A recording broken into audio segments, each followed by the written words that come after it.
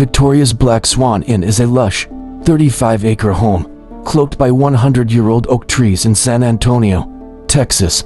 While it's a romantic scene ideal for nuptials, it's also allegedly infested by the spirits of those who've lived and died on the property. Built in the mid to late 1800s on a plot of land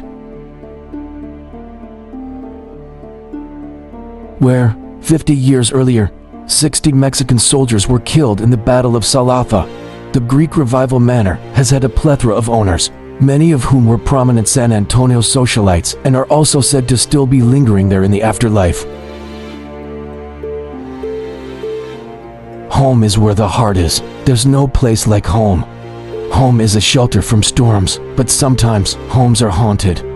And as much as we love to devour the haunted house trope in thrillers, horror movies, and spooky books, there's nothing quite as fascinating and unsettling as real haunted house ghost stories.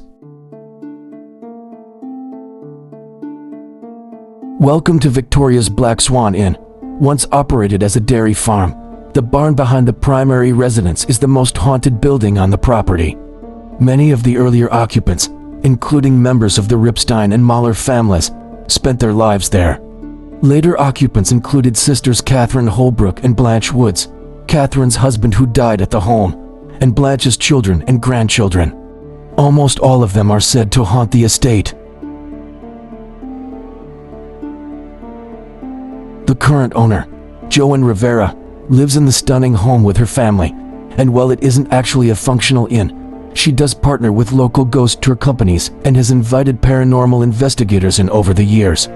Some theorize that perhaps the paranormal activity is being caused by a particularly menacing item, a porcelain doll.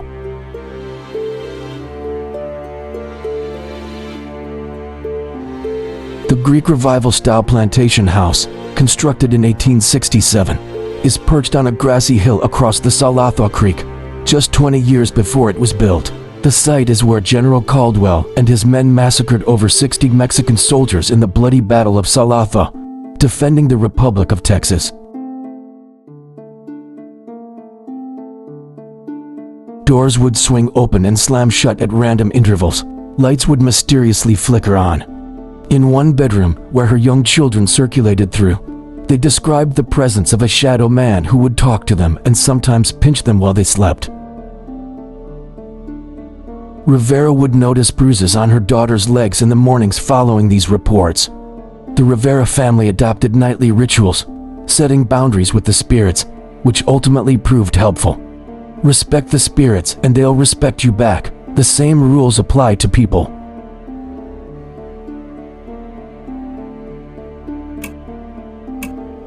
Over the years, Rivera has become distinctly familiar with 8 or so ghostly personalities that stalk the halls. There's a Confederate soldier who roams near the gazebo. Then there's Joline in Park Street, who lived in the house through the 1950s and early 60s.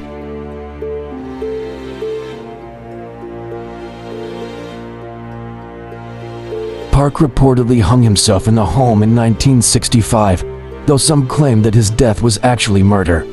He can be seen angrily stalking the grounds. His wife Joline, who died prematurely of cancer, is sometimes sighted by visitors. She always appears wearing a beautiful white gown.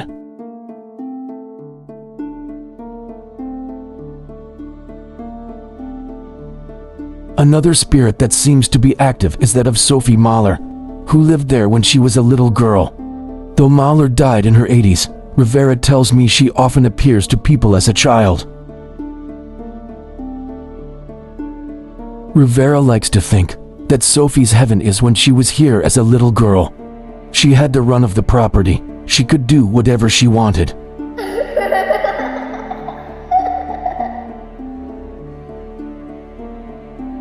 Rivera recounts a time a repair crew was working upstairs and mentioned that there was a blonde toddler in a blue dress sitting alone in one of the vacant bedrooms. When she went upstairs to check, the child was gone.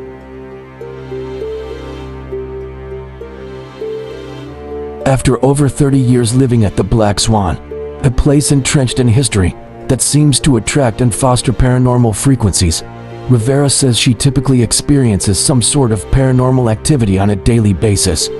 At the Black Swan, the undead are just a fact of life.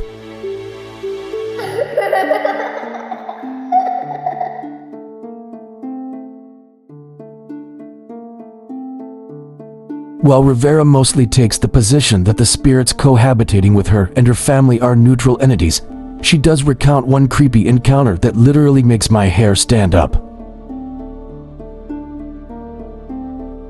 The little boy leaned against the doorway, acting particularly strange and speaking in the seductive tone of a much older man. It was unsettling. Rivera describes him as having the look of a Renaissance painting.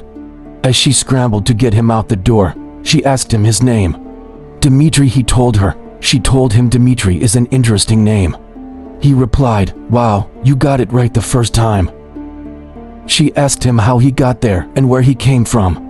He told her he was by the creek because he finds it peaceful there, a response she found to be a very odd comment coming from a kid. She asked if she can call his mother, and he said plainly that they don't have a phone, in a mature, almost sensual tone. The strange interaction gave her a bad feeling in the pit of her stomach. She finally got him to leave.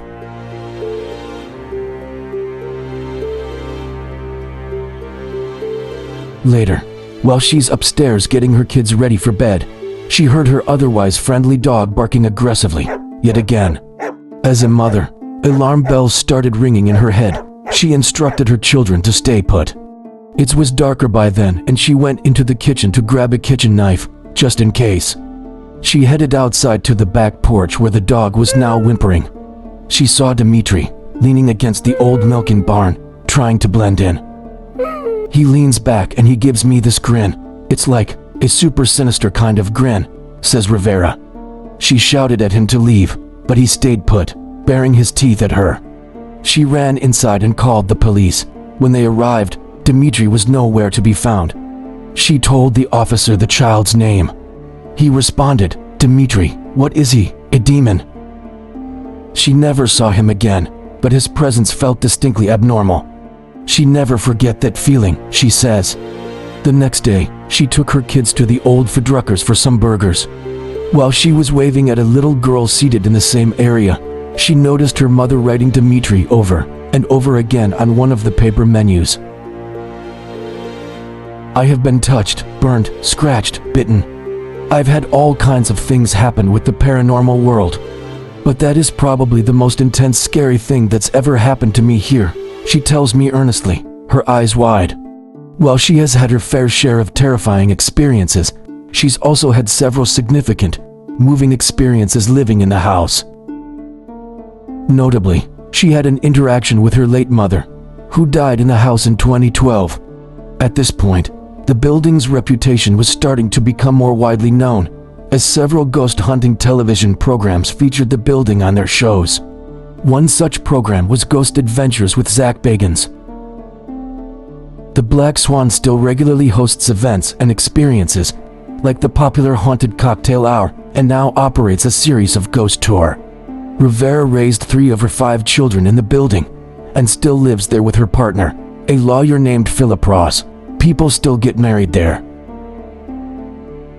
Every community seems to have a house at the edge of town with a mystifying history and haunting past, whether it was the location of a grisly crime, or simply because it's fallen into disrepair and looks like it's getting swallowed by time. This Black Swan Inn is no exception to the rule. Thank you for joining me here today on my channel, Enlightenment in the Darkness. Enjoy the rest of your day.